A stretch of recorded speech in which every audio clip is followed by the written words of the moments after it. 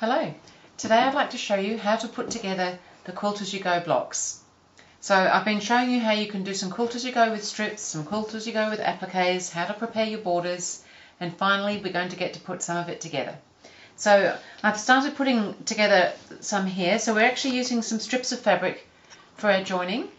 So we've got this is the front side obviously, and this is what we're going to see is a coloured strip on that side, and then on the back side we're going to see also a coloured strip. Now it could be the same fabric or it can be different fabrics. As you can see, I've used different fabrics here. So we cut our blocks, or I cut my blocks to 9.5 inches, and that's the size they're going to stay. They don't get taken in with seams or anything like that. And then I've cut my strips. I'm using this really cute little stripe for the strip on the back, and then I've got this blue for the front. Now I have cut the back strips 1 inch wide and the same length as the size of the block, so they're 1 inch wide by 9.5 inches long. I think it's a really good idea to cut them to the right length before you sew them, so that things can't sort of travel and move. When you've got the batting and everything in the fabric, things can kind of move, and you might find that they get a little bit short or tight or long or something. And the front strip is actually a 2 inch wide strip, but I've pressed it in half so that the raw edges meet, and that also I've cut to length. So I'll show you now how we join them.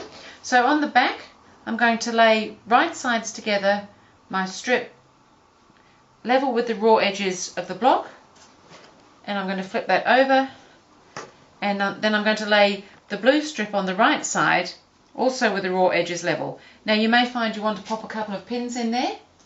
As we know, I'm not really a pin person, but I'll use pins today.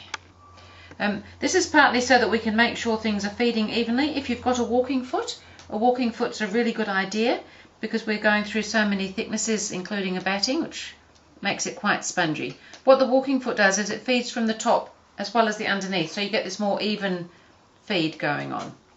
So I'm going to go to the sewing machine now. I'm just going to sew a 1/4 inch seam allowance away from that edge as you would normally do, just your 1/4 inch all the way down on there.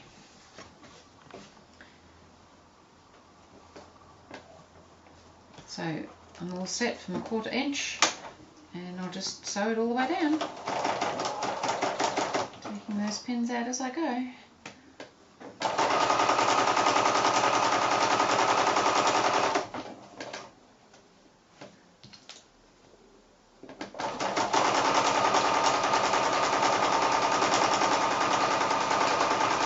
Now I'm going to be doing this joining up entirely by machine. If you're wanting to do some hand sewing and slip stitch it down, you need to do all this in reverse. But we'll just go with the machine at the moment. So I've got that on there now. I've got my 1/4 inch seam allowance, and I've got my strip there and my folded strip on the front. So now we need to make, and this is a little bit tight, this next part, but we need to sew this strip to the back of this piece now. So that's got to go right sides together, so that on the back you'll have that strip joining it. So again, if you feel that you'd like to pop some pins in, this is going to be a little bit fiddly because the bulk of this seam that you've just sewn kind of wants to get in the way, but you've got to just tell it where it belongs and keep on sewing and trying to keep your 1/4 inch seam allowance even if you can. Because our fabrics are all cut to the same length, everything should fit nicely.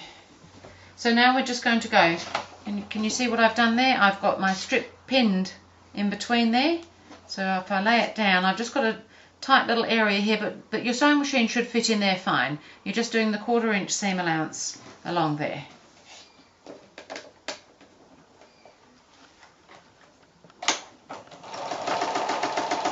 So you can just hold this other seam out of the way a little bit as you go, so just take it slowly. Don't need to rush. Remember, you've already quilted your quilt. You're nearly done.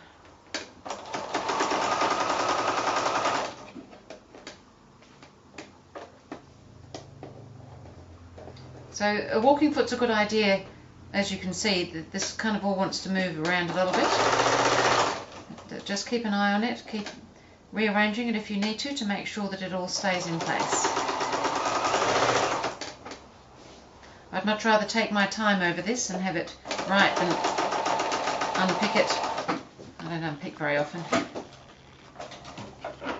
Okay, now that can come out of there, and we should be all sorted. So this, what will happen now, if you've got your 1/4 inch seam allowance right, is those little areas that are in the seam allowance should now just sit together quite comfortably. They shouldn't be overlapping, there shouldn't be any gaps, they should just sit together, so that when we fold this over, which we're going to do, and cover that, it's not over a great fat ridge or anything, it's just a little bit of a ridge because it's an extra piece of fabric. And on the back we should have a nice 1/2 inch wide strip, because we started with 1 inch, we've taken 1/4 inch off each side, and that's looking pretty good. So now what we're going to do is make sure that's all sitting nice and flat, and we're just going to flip this folded bit over a little bit like you do a binding. So this is where I was saying, if you were wanting to hand stitch that down, you could either do that on the front, or you would put this part on the back and you would have that strip on the front. I'm going to machine mine down. Now, because it's this wide, it will come just past our seam allowance there. So on the back you will actually see, if you look hard, a little tiny line of sewing just next to your coloured strip. If you've matched your threads to the back, you're really not going to notice that in the end.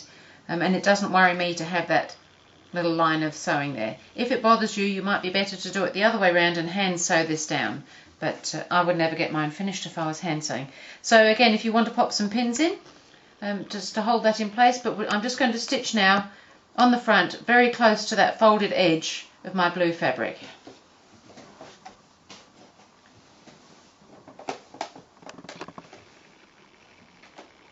And I have got a matching blue thread in the top, but I've left my neutral on the back, so I will actually see my back stitching, but it's not worrying me.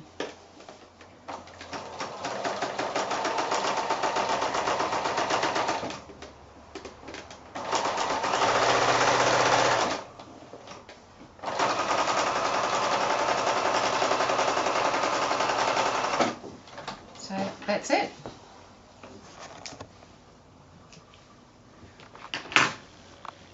So there we are, all nicely joined up, and nicely joined up on the back. So that's all ready to do the next strip and join that together. But I've actually already done the next little bit, so I can show you how it's all going to go together.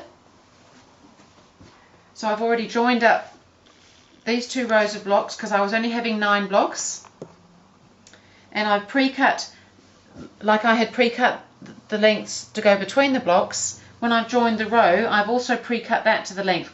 When we measured for the borders, we found that the 3 9.5 inch square blocks measured 28.5 inches long, so I knew that I could cut my strips that long. So on the back I've got all that little coloured stripe going on there, which is quite fun. So I've joined my rows, and I've joined the border on that side, so I can now go ahead and join that row on there, and I've already got my strips cut here. So I cut them the 28.5 inches, and that will be, because nothing's changed size. All we've done is put those seams together and add those strips over the top just to cover the seam, so that you can see that that is actually the right length, that 28.5 inches. So nothing has changed, which is really good. You can kind of be all organised with this quilt.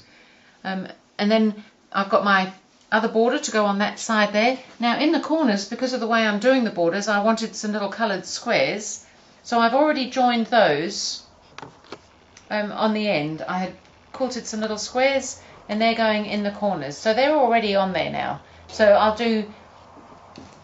I can do this whole bit through. I can join up these rows, put the 2 borders on the sides, and then I can do the long strip down here, and I've already pre-cut my strips to go along there. It was my 28.5 inches plus my 5 inches each end for the border, so that's 10 inches, so that was a 38.5 inches. So they're already pre-cut, which is great. So there's my quilt just about done, and everything else, when I joined the little squares on the border, I put it on exactly the same way as I've joined all these together.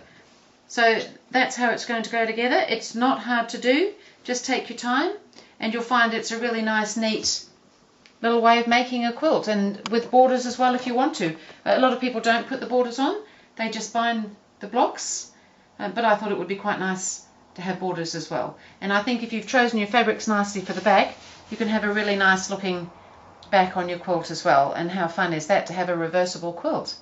So hopefully that helps you put together your quilt as you go applique or piecework, and some borders if you want to, pretty much anything you feel like doing. So that's about it for Quilt as you go. Thank you.